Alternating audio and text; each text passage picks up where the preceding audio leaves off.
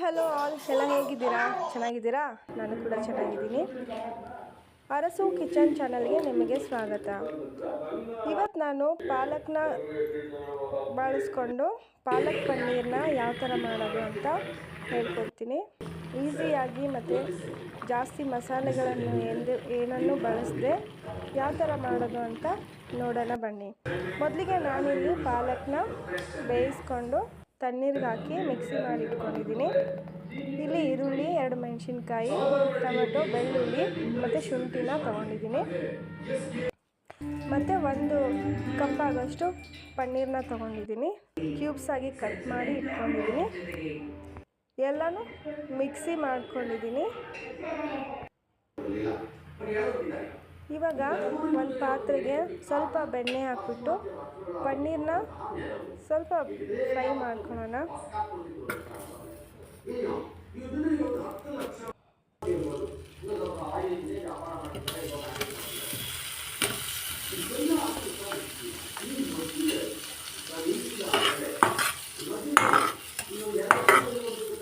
ಪನ್ನೀರನ್ನ light brown ಆಗೋಷ್ಟು fry ಮಾಡ್ಕೊಳ್ತಾ ಇದ್ದೀನಿ.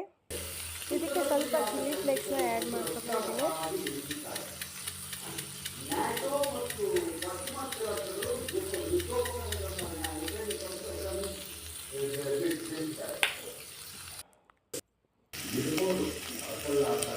ಇವಾಗ ಪನ್ನೀರ್ ಫ್ರೈ ಆಗಿದೆ. ಇದನ್ನು ಬೇರೆದಕ್ಕೆ ಶಿಫ್ಟ್ ಮಾಡ್ಕೊತಾ ಇದ್ದೀನಿ. ಅದೇ ಬಾಣಲಿಗೆ ಸ್ವಲ್ಪ ಕಡಲೆ ಎಣ್ಣೆ ಹಾಕ್ಬಿಟ್ಟು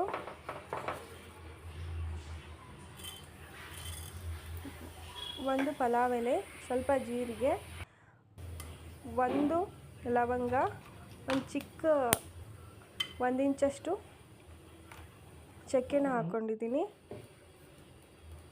ಇದಕ್ಕೆ ನಾವು ರುಬ್ಬಿಟ್ಕೊಂಡಿದ್ವಲ್ಲ ಈರುಳ್ಳಿ ಟೊಮೆಟೊ ಪೇಸ್ಟ್ನ ಹಾಕ್ಕೊಳ್ತಾ ಇದ್ದೀನಿ.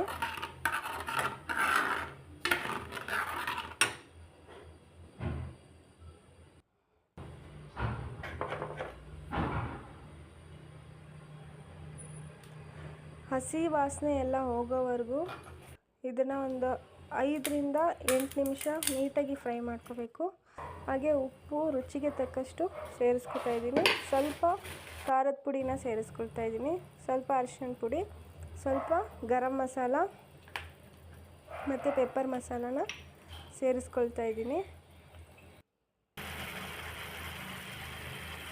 ಇದು ಪೂರ್ತಿಯಾಗಿ ಗಟ್ಟಿ ಆಗೋವರೆಗೂ ಬೇಯಿಸ್ಕೋಬೇಕು. ಈಗ ಯಾವ ಥರ ಗಟ್ಟಿಯಾಗಿದೆ, ಪೇಸ್ಟ್ ಥರ ಬಂದಿದೆ. ಇವಾಗ ನಾವು ರುಬ್ಬಿಟ್ಕೊಂಡಿದ್ವಲ್ಲ ಪಾಲಕ್ನ, ಅದನ್ನು ಇದಕ್ಕೆ ಸೇರಿಸ್ಕೊಳ್ಳೋಣ.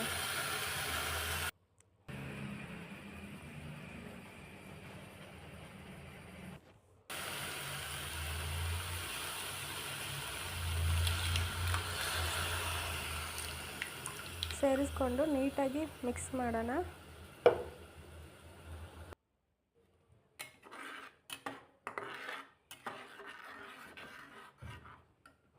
ಪಾಲಕ್ ಹಾಕಿದ ಮೇಲೆ ಒಂದು 5 ಮಿನಿಟ್ಸ್ ಬೇಯಿಸಿದ್ರೆ ಆಯಿತು. ಪಾಲಕ್ ಪನ್ನೀರ್ ರೆಡಿ ಆಗುತ್ತೆ. ನೋಡಿ, ಇವಾಗ ಪಾಲಕ್ ಎಲ್ಲ ಮಿಕ್ಸಾಗಿ ಕುದೀತಾ ಇದೆ. ಈ ಟೈಮಲ್ಲಿ ಫ್ರೈ ಮಾಡಿ ಇಟ್ಕೊಂಡಿದ್ವಲ್ಲ ಪನ್ನೀರನ್ನ ಇದಕ್ಕೆ ಸೇರಿಸ್ಕೊಳ್ತಾ ಇದ್ದೀನಿ. ಸೇರಿಸ್ಕೊಂಡು ಚೆನ್ನಾಗಿ ಮಿಕ್ಸ್ ಮಾಡ್ತಾ ಇದ್ದೀನಿ.